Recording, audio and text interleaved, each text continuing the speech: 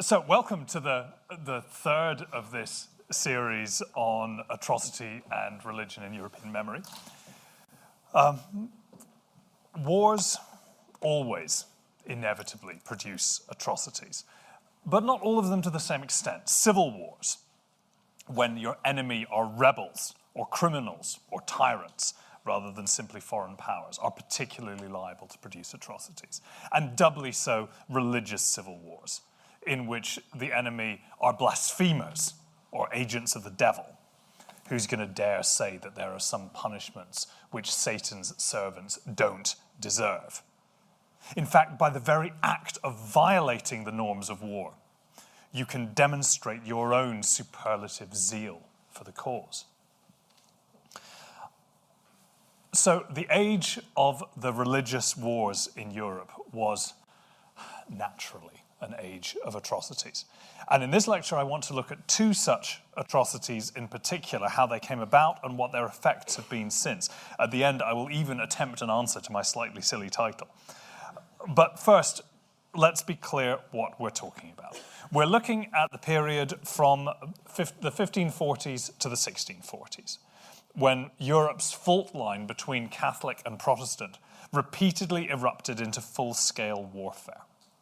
This was a consequence of the Protestant Reformation, but not an immediate one. You'll notice that the first of the sort of full-dress religious wars in 1546-7 followed nearly 3 decades after Martin Luther's initial protest triggered the Reformation. 3 decades in which more conventional and small-scale techniques of religious coercion, like inquisitorial trials, had tried and failed to keep the burgeoning divisions under control. And at the same time in which repeated attempts at negotiated settlements and compromises had also failed, despite some very heavyweight backing. In other words, war came as a last resort, when everything else had already been tried and when bitterness was already entrenched. And there are religious wars in Germany, in Scotland, in England, in Switzerland, elsewhere. But today I want to concentrate on 2 of them. So first, is it going to be working after that? Could we move on to the first slide? The Netherlands, by which I mean an area extending across the modern Netherlands, Belgium, a decent slice of what's now northeastern France. So this is one of the wealthiest and most densely populated regions of the world. But it's an area which, due to the accidents of dynastic marriages and inheritance, was under the rule of King Philip II of Spain. The Spanish are famously robust in their Catholicism, but despite formidable repression, the new Protestant message, especially in its militant Calvinist variant, was finding increasing support in the Netherlands. In the spring and summer of 1566, Spanish control temporarily broke down, producing the event that the Dutch called the Wonder Year. This is a surge of Protestant open-air preaching and destruction of Catholic imagery.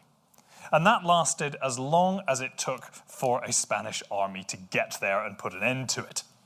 And that's followed by a wave of executions, 6 years of martial law, piracy and terrorist actions undertaken by exiled and underground Protestant groups. It takes 6 years, till 1572, for this to really burst into the open, when that year the Protestants' ragtag navy is welcomed into the town of Den Briel in Holland, and that triggers a full-scale revolt against Spanish rule. And so the Dutch War is therefore a nationalist revolt against Spain and a Protestant war against Catholic rulers at the same time. During the 1570s, it briefly looks as if the nationalist cause might sweep all before it, as Netherlanders, Catholic and Protestant alike, are united by Spanish atrocities, in particular by the horrifying sack of the city of Antwerp in November 1576, in which at least 7,000 civilians are killed over 3 days by rioting, unpaid Spanish troops. But in the end, the religious divisions ran too deep. Most Netherlandish Catholics in the end remained loyal to Spain, and after a grueling conflict that isn't finally resolved until 1648, the Netherlands was split between an independent Protestant north, more or less the modern Kingdom of the Netherlands, and a Spanish-ruled Catholic south, the predecessor state of modern Belgium. So that's the Dutch side. Meanwhile, a conflict that's maybe even more destructive was playing out in France, traditionally such a bastion of Catholicism. As in the Netherlands, it begins with a breakdown of government authority in 1560 that leads to an explosion of interest in and then conversion to Protestants for reasons that nobody adequately can explain. French Protestants become known as Huguenots during this period.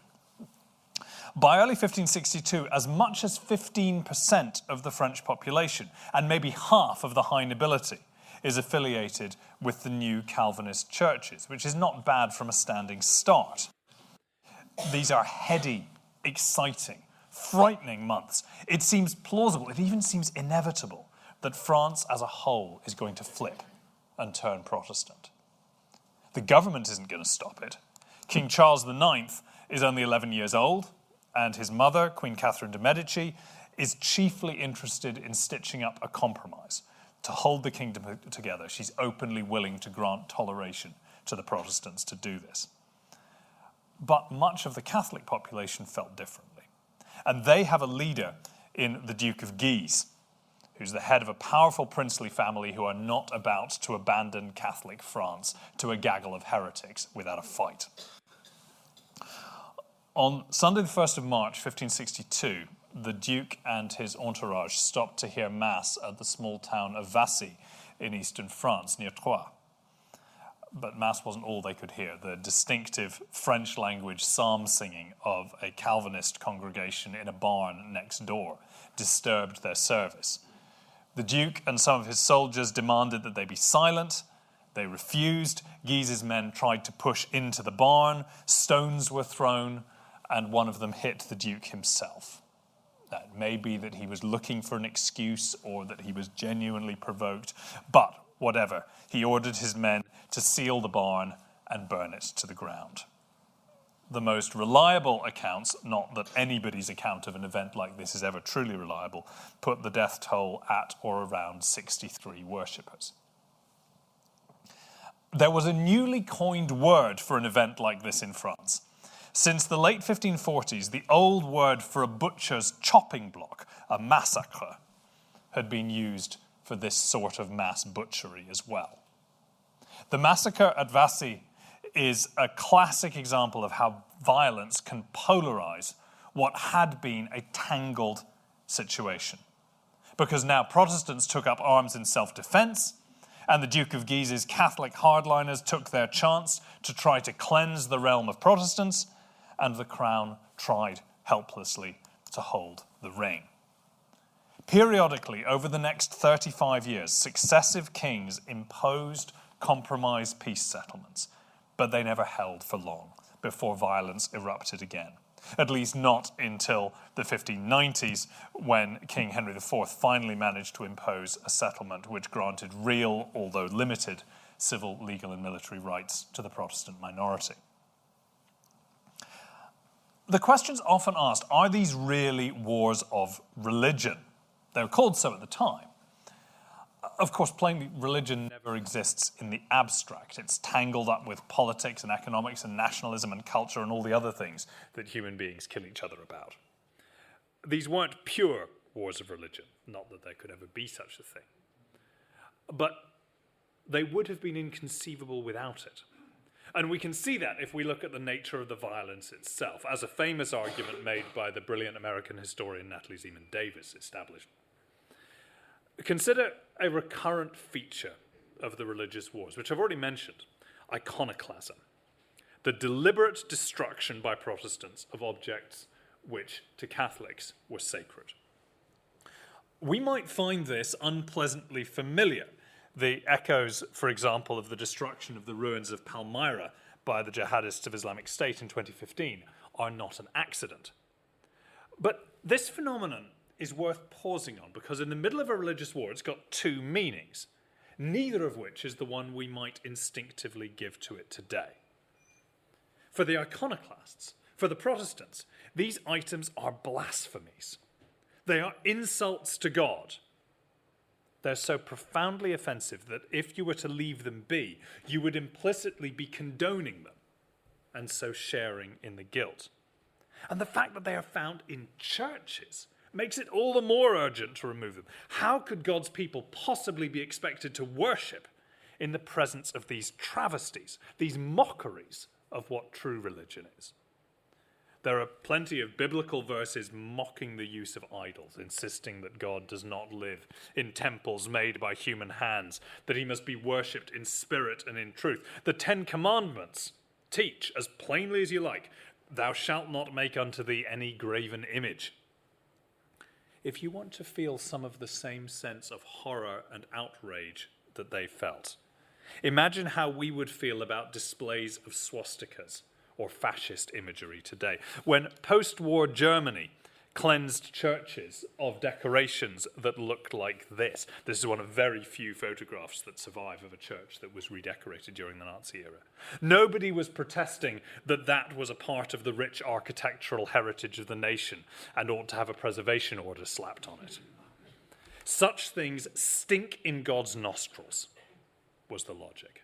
And we show our liberation from the horrors that they represent by demonstratively destroying them.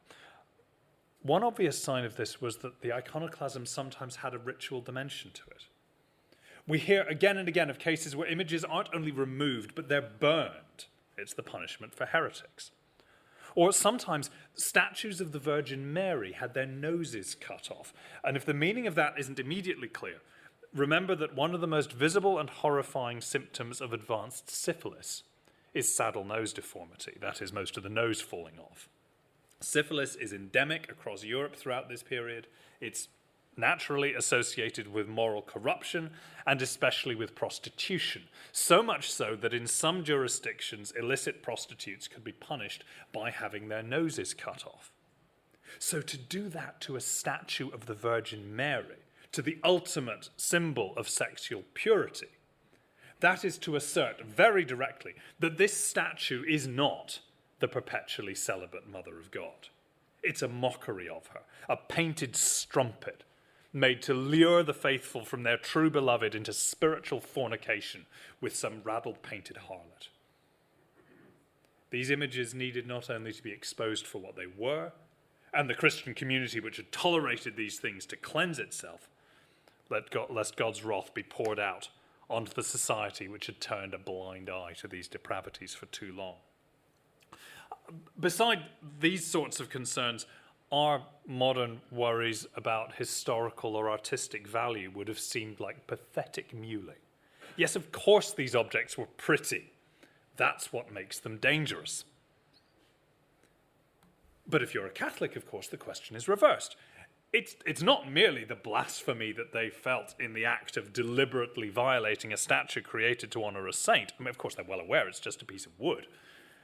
There are also relics, objects physically connected to a saint, even parts of their bodies, points at which the kingdom of heaven touches earth, through which the faithful continued to receive miracles of healing.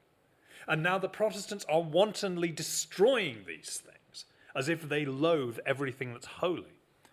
Churches that had been beautified at great cost over centuries as generations of faithful Christians had labored so that everything that believers saw or heard could lift up their hearts to heaven. Now it's all being ripped out. And the Catholics are being told that they are the blasphemers.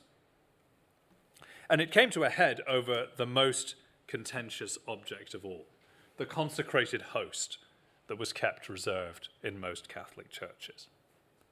Because for Catholics, according to the famous doctrine of transubstantiation, although this object looked like a small white wafer, it was in fact the real physical flesh of Jesus Christ, body, blood, and bone. And it should be treated with all the reverence and, in the fullest sense, all the worship that is due to God himself. And for Protestants, this is the ultimate blasphemy. This little object is literally being worshipped as God. It's their duty to the true God, who is so perilously mocked by this parody, to snatch these wafers from the priest's hand and grind them into the mud. Still, iconoclasm does have this much going for it. It is violence against objects, not against people. And it's true that a lot of Protestant violence is directed that way, but not all, because that boundary is one that's easily crossed. After all, when a Catholic priest is celebrating this foul satanic ritual as they see it, or when Catholics are holding a solemn procession with a saint's statue, a Protestant mob or individual provocateur might try to stop them, and that's the way that riots start. Catholic priests, monks, and nuns were particularly liable to be attacked. During the terrorist phase of the Dutch Revolt that I was mentioning earlier in the late 60s, a group in Flanders known as the Woodbeggars staged a series of outrages in which priests were murdered.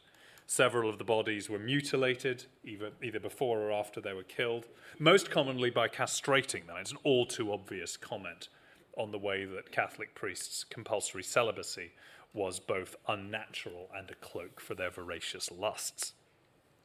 It's like the mutilation of the statues of the Virgin. It's a statement that supposed holiness is actually a cloak for corruption. And the statement is the same whether it's written on wood or on human flesh. Priests are also murdered during the French religious wars.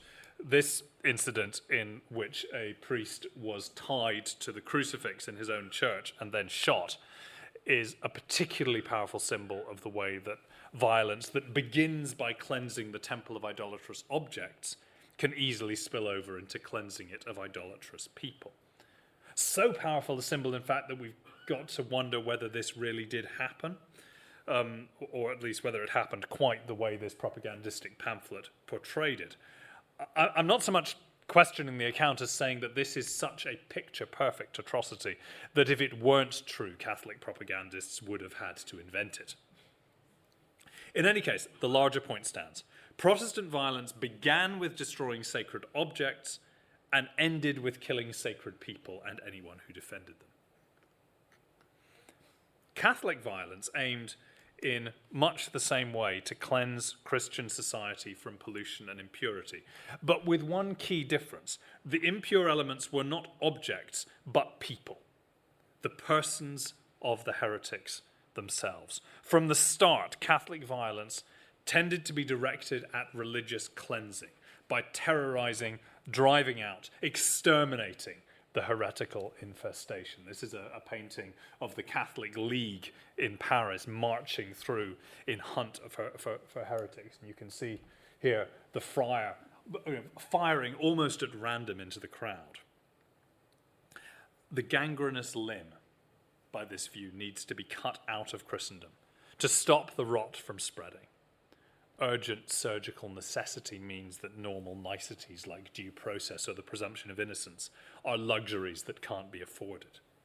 Sometimes there was a rough process of sort. There's a repeated scene in several French cities on the eve of the civil wars in which a group of Catholic vigilantes would set up an impromptu saint's shrine in the street and then challenge passers-by to cross themselves or otherwise show appropriate devotion. If you refused, you would likely be murdered on the spot as a Protestant. And it's often overlaid with an apocalyptic urgency. After all, the collapse of Christian society into internecine warfare looked very like a sign of the end of the age.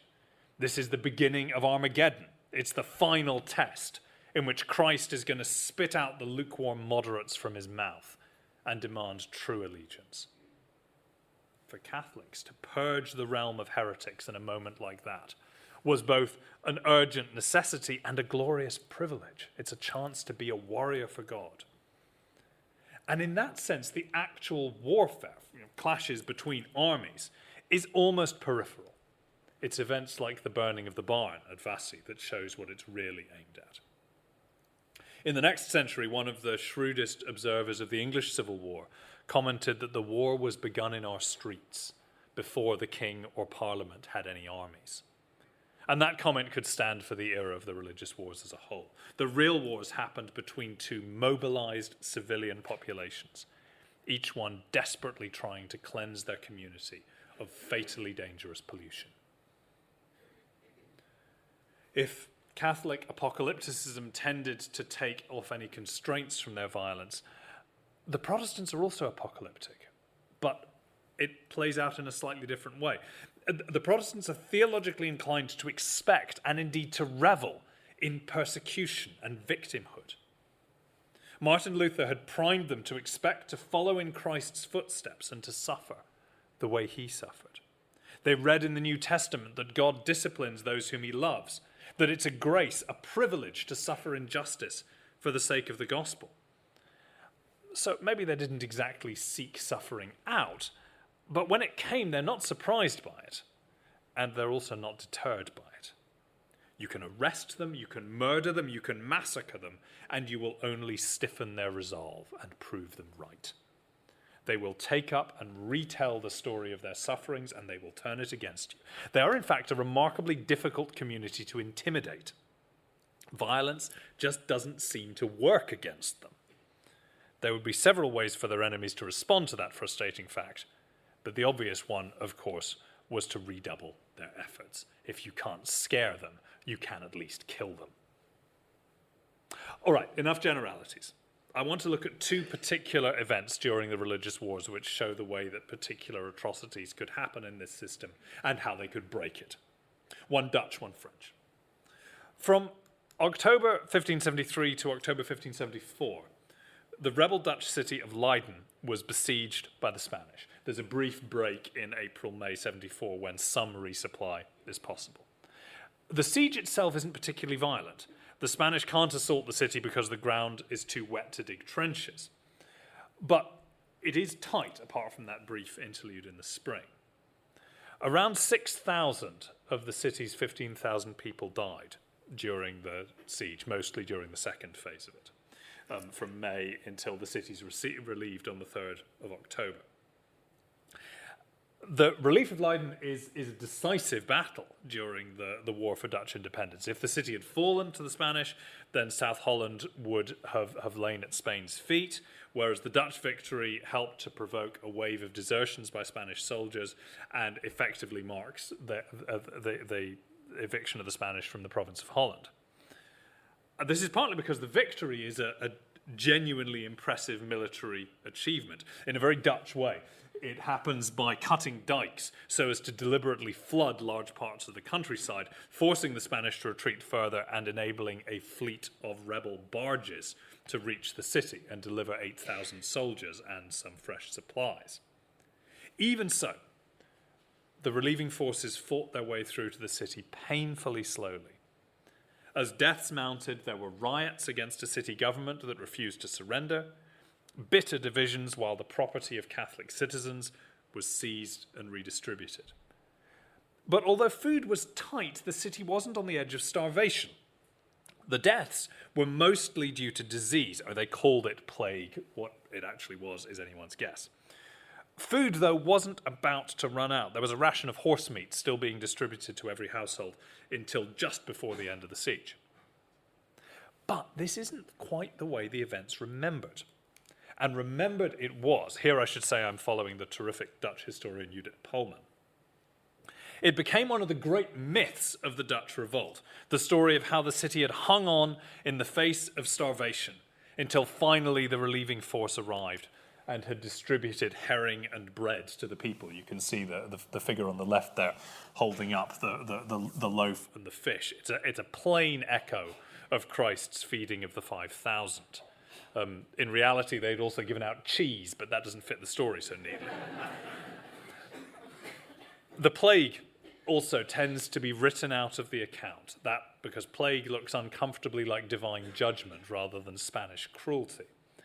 And instead, the stories that are told focused on the moment of deliverance, which is depicted again and again. They emphasize the courage and sufferings of the people and their unity in the face of mounting hunger. The city's mayor, Peter van der Werf, becomes one of the heroes. Supposedly, he faced down the faint-hearts who wanted to surrender by telling them that they'd have to kill him first and offering to cut off his own arm in order to feed the hungry rather than to give in. Unsurprisingly, these stories are much encouraged by his own family and descendants. And others grabbed their share of the glory as well. the city had been kept in touch with the rebel forces during the siege by carrier pigeons. And the owners of the pigeons became heroes. They were granted, the family who owned them were granted a new coat of arms and the surname Van Duvenbode of the carrier pigeons. The pigeons themselves were, when they died, were stuffed and displayed in the town hall. We can't see those anymore. But you can still see the Van Duvenbode monument in Leiden. Most aristocratic monuments were destroyed in the wake of the French Revolution, but not this one. As you can see, it was renovated in 1818. And as the siege faded into memory, as the town's population rapidly grew, so very few of its residents had even a familial connection with the siege, the legends grew ever more extreme. A history of the siege written in 1642 described how bones, chewed first by the dogs, were sucked dry by boys. When a piece of meat fell on the floor at the place where they handed out the meat, they leapt at it and wolfed it down raw. The blood was scooped out of the gutters and slurped down. Now, narratives of starvation in cities under siege are a well-worn genre going back to ancient times. But these stories didn't quite take the normal tack in which there are tales of cannibalism and social breakdown. Instead, these tales emphasize the citizens' stoic self-sacrifice, with nursing mothers who are unable to produce milk, feeding their starving infants with their own blood.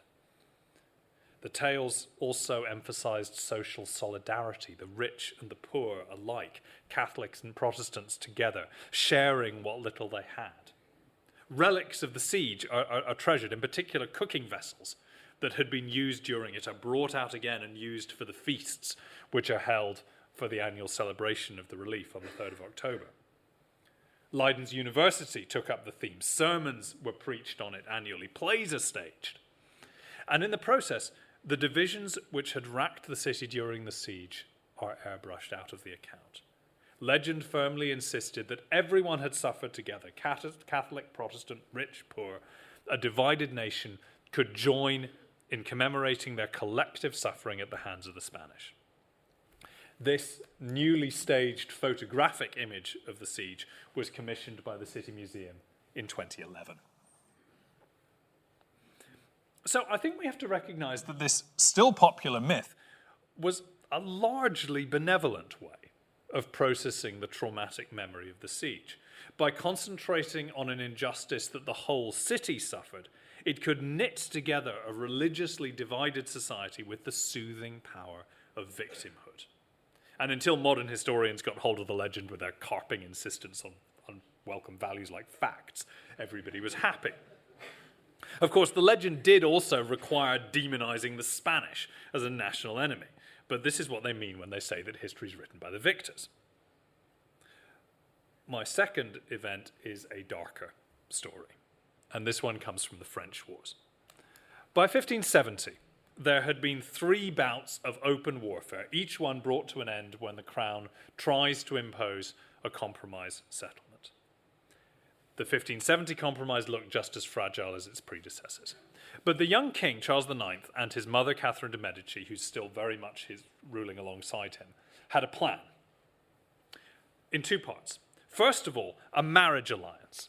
They're going to marry the most highborn of the Calvinist noblemen, Henry of Navarre, who is in fact later going to become king and convert to Catholicism in order to secure his throne. But at the moment, he's the leader of the Calvinists, in name at least. They're going to marry him to the king's own sister, Margaret.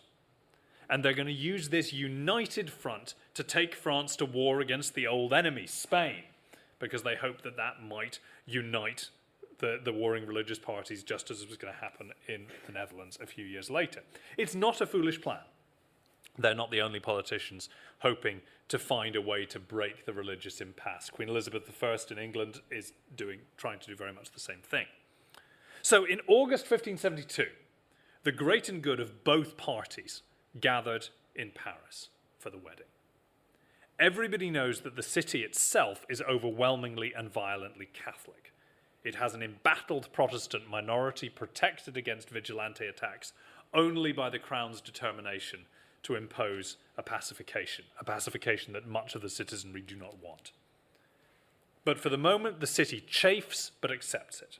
The marriage takes place in Notre Dame on the 18th of August, despite the Pope's condemnation of a marriage between a Catholic and a heretic.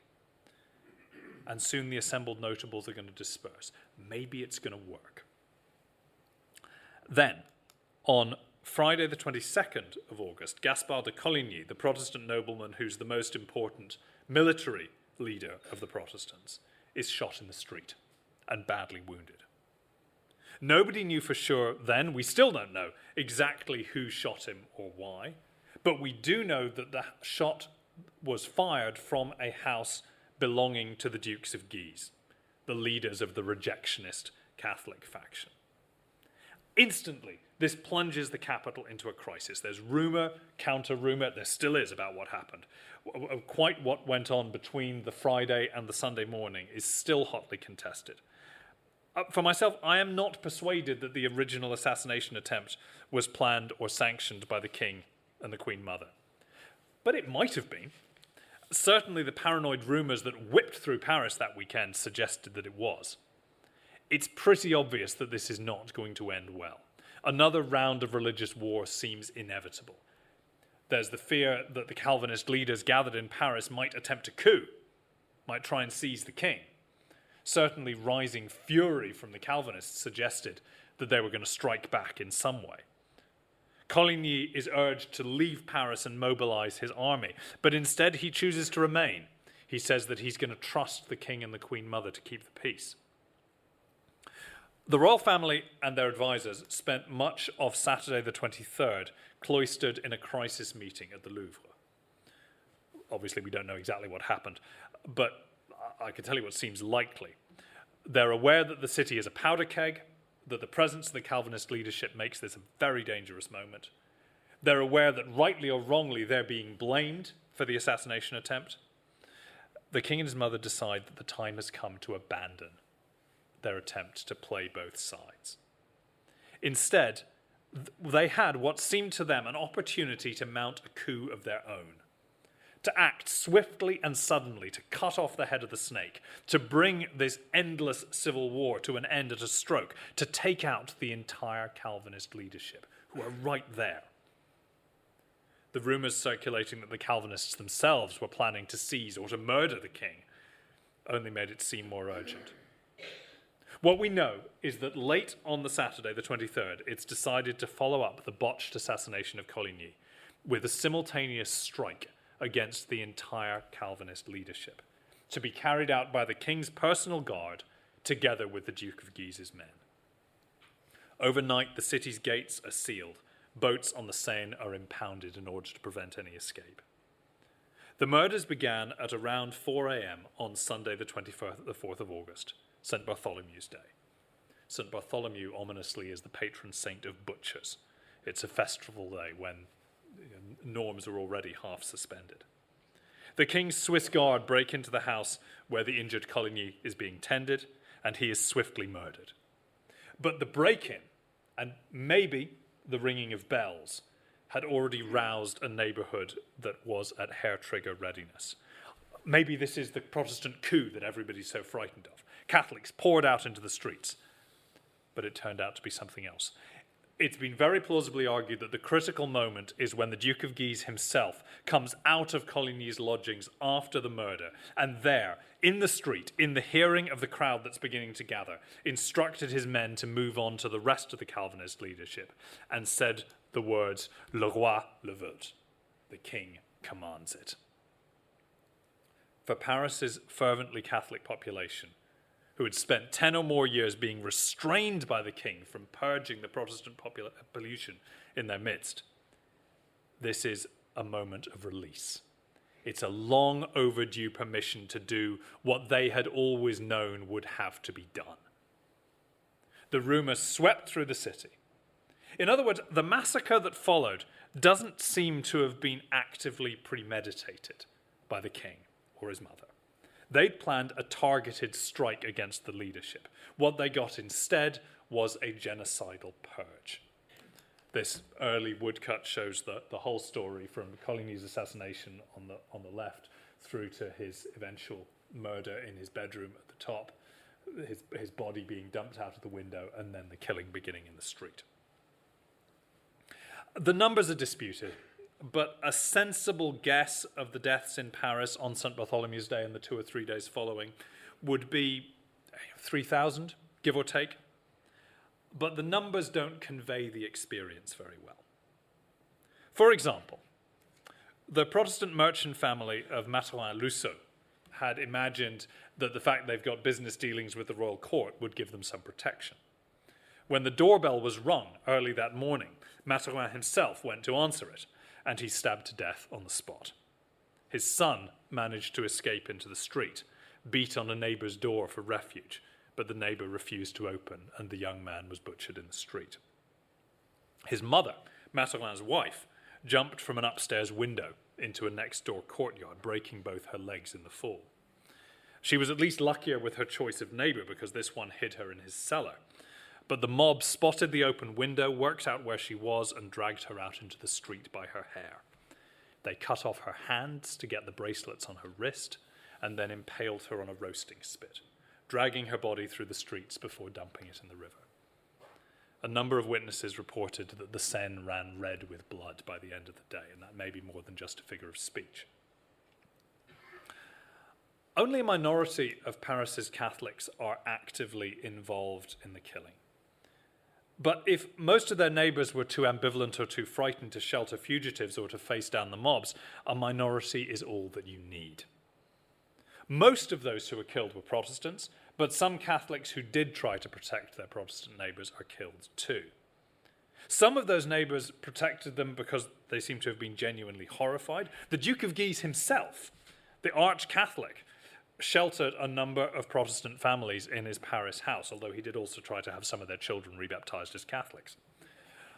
Others are more openly mercenary. There are some Protestants who paid handsomely for the shelter that they received.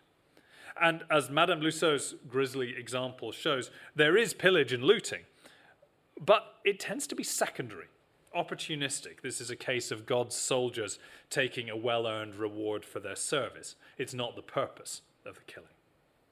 Again, there's a ritual quality to these murders, which is a constant theme. The small children whose parents are killed in front of them and who are then stripped naked and dipped in their parents' blood. As a kind of anti-baptism, it's a way of freeing them from the stain of Calvinism so that they can be allowed to live. Or the Protestant bookseller who's burned alive on a bonfire of his own heretical books. The Protestants who are forced to recite Catholic prayers before they're killed. We're past the point where you could save yourself that way, although no doubt some people tried.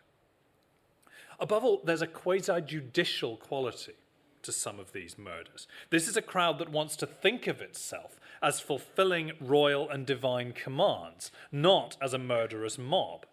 Coligny's body is mutilated and paraded through the city. Rioters calling themselves his judges proclaim the sentence against him at each intersection before they dump the body in the river. It's no accident that so many of these stories end in the river. That's the providential means that God's provided to wash the guilty city clean. By all accounts, the king and the court are both surprised and alarmed, maybe not horrified by what's happened. By midweek, the city's brought under control. But by then, events have already been set in motion. During September and into October, there are copycat massacres in a dozen other cities, in Orléans, Lyon, Troyes, Rouen, Bordeaux, Toulouse, elsewhere. Royal letters had quickly gone out, urging the provincial governors to keep the peace, but not quite quickly enough. Some of those in Paris on the morning of St. Bartholomew's Day, and remember, everybody's there, seem to have been given verbal instructions at court, which they took as command or as permission to follow Paris's example. And in cities which have been chafing at the open presence of heresy for a decade, that's all it took. A spark of legitimacy is enough. The king hasn't endorsed massacres, but he's hesitated and equivocated. None of the provincial cities endured killing on quite the same scale as Paris, but between them they more than doubled the death toll, which quite plausibly stood the wrong side of 10,000. So what did it mean? Well, the king's eventual efforts to bring an end to the killing might indicate that this is one of those atrocities that nobody wants to claim. But in fact, many Catholics continued to celebrate it as a long overdue, providentially enabled act of cleansing, about which the only thing to regret is that it was brought to a premature end. Famously, notoriously, Pope Gregory XIII ordered Mass to be sung in celebration when he heard the news. It seemed to indicate that the King of France had finally stopped playing both sides and had turned decisively to the true faith. The Pope has this commemorative medal struck when he hears the news, showing an avenging angel striking down the heretics, and with the unambiguous words, "Massacre of the Huguenots." He also commissioned these splendid frescoes by Vasari that you can still see in the Apostolic Palace. If we look more closely at the one on the left, we can see at the top Coligny's murder moving to the massacre itself. It would be a generation before French Catholic stories of the massacre begin to change. And you start to find the emphasis being placed on the brutality of the mob, and instead tales being told of individuals like the governor of Provence, who was supposedly told that the king had ordered a massacre, and replied, "I've always served the king as a soldier, but I would be dismayed to serve him as an executioner." Soon enough, Catholic France tried to forget the massacre and subsumed it into the act of collective willful amnesia that was applied to the era of the civil wars as a whole, a kind of both-sidesism that smothered individual events within a sort of distancing moral equivalency. That's easy if you're a Catholic. For the Protestants, things are different. Maybe the most important reaction, understandably enough, is shock. I said that the numbers of the dead are still disputed. Unsurprisingly, in the first wave of rumours, the guesses trended high. 50,000, 100,000 dead were spoken of. The whole of France, Geneva's city council wrote, is bathed in the blood of innocent people and covered with dead bodies. Letters written by Protestants in the immediate aftermath of the massacre are numb with disbelief, because they've come to Paris believing that there's going to be a new settlement. Instead, their leaders are dead, the king has turned on them, they're sure it's a fully premeditated plot, thousands of their brethren had been butchered. This is maybe the most important consequence of the massacre. I said before the way that Protestants interpret persecution as a sign of God's approval and are therefore inoculated against intimidation. Well, up to a point. The massacre broke the bravado of their martyr complex. The scale and the speed of the killing left dazed survivors questioning whether God was really on their side. And while in truth the numbers of the dead are only a tiny proportion of France's Protestants, the massacre virtually eliminates Protestantism from large areas of the country. In Rouen, for example, in Normandy, for every Protestant who's killed in the city, 10 converted to Catholicism that month. The Protestant minorities who'd held on in a great many regions are effectively snuffed out. But they're not a minority everywhere, and not all of the leaders are killed. Especially in their strongholds in the southwest, the massacre provokes not surrender, but outrage and defiance. The city of La Rochelle took up arms almost immediately, refused to let a royal governor in. Within weeks, it's under siege, and another religious war has started. As news spread across the continent, Protestants everywhere are confirmed in all of their worst suspicions. It became common knowledge that the massacre had been coordinated from Rome, had indeed been planned at the Council of Trent, the great Catholic council that had concluded 9 years previously. I think we can forgive them some conspiracy theories. A French king who'd spent a decade trying to be a moderating influence had indeed suddenly changed sides. In retrospect, we can see that as a brief aberration made under extreme pressure. But it's not unreasonable to think that he's at last revealing his true colours. Anyway, the massacre quickly takes pride of place in international Protestantism's lovingly curated pantheon of Catholic atrocities. Christopher Marlowe staged a play about it, The Massacre at Paris, which depicts the massacre as a long-plotted Machiavellian scheme. And accounts continue to be published through the 17th and into the 18th century. It's treated rather like we nowadays treat the Nazi Holocaust, as a terrible event which it's your duty self-consciously to remember. And it fundamentally changed the nature of the war for the surviving Protestants. They are not fighting to get a grant of rights from the king anymore. This is now a revolution. They see the king as a tyrant who has to be resisted or even assassinated. He is not a good lord who has been misled by wicked advisors. Radical constitutional theories, notions of lawful rebellion, start surfacing amongst the Protestants. After the bloodbath in Paris, it looks like there is no going back. This is why Thomas Carlyle in the 19th century said that without the St. Bartholomew's Day massacre, there would have been no French Revolution. It's why 19th century anti-monarchists continued to recall it in paintings like this, showing the Queen Mother coming out in the morning and regarding the scene with grim satisfaction. Be that as it may, the meanings attached to this in France have changed over the centuries. The trouble, of course, is that French Protestants were finally expelled from France by Louis XIV in 1685. So there's no substantial French constituency that is still nursing the memory of its injuries. Instead, the massacre becomes, for example, for Voltaire, a symbol of religious intolerance and the abuse of power by churches in general.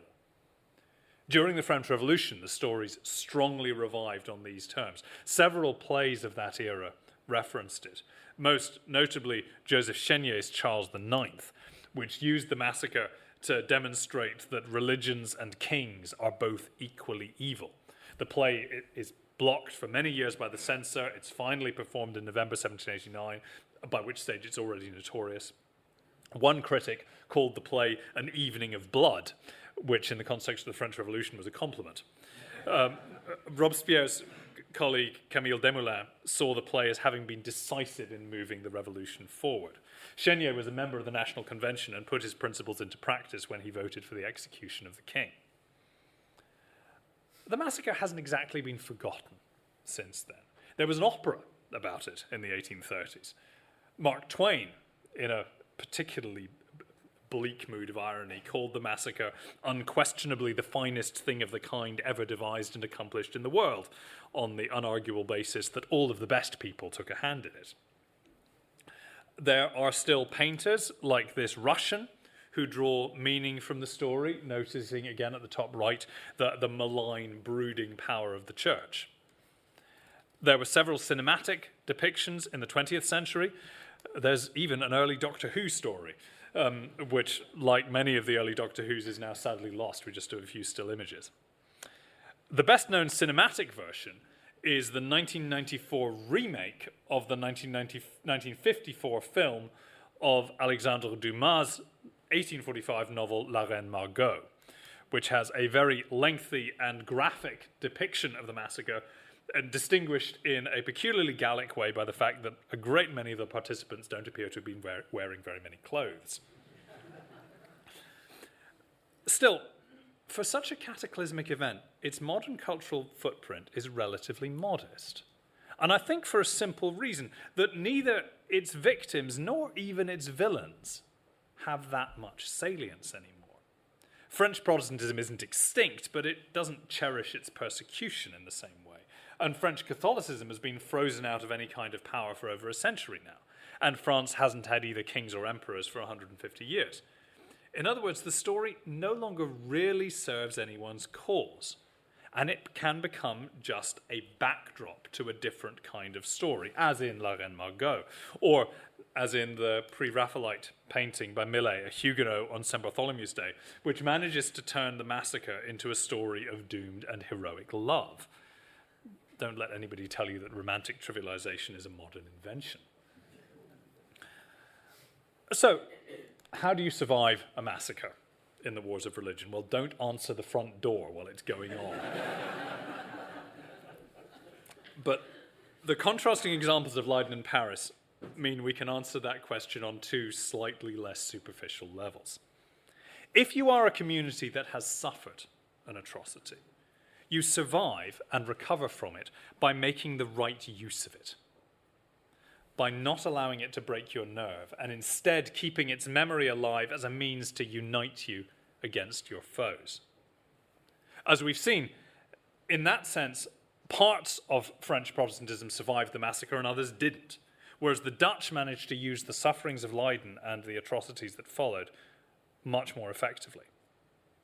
Most importantly, if you are a country where an atrocity like this has taken place, setting citizens against each other, creating bitter memories of betrayal and murder that could be remembered for generations, you survive the trauma not by trying to forget it, but by the way you choose to remember it. So if you're the Dutch, you play down the divisions, you forget the plague, you emphasize communal suffering, you make sure that foreigners are the common enemy, and you slather the story thickly enough with myth that it becomes a uniting rather than a dividing force. And once that myth has dried hard for a century or two, enough will have healed underneath that the historians can be let loose to break things up without any obvious danger. If you're the French, you wait until bitterness has finally exhausted itself. You allow it to be crowded out by more modern traumas, and finally you reach a point where the story of the atrocity no longer moves anybody to call for fresh blood. Then, and only then, when it's simply become history and the dead can be allowed to rest in peace, can a nation truly say that it survived a massacre. Thank you.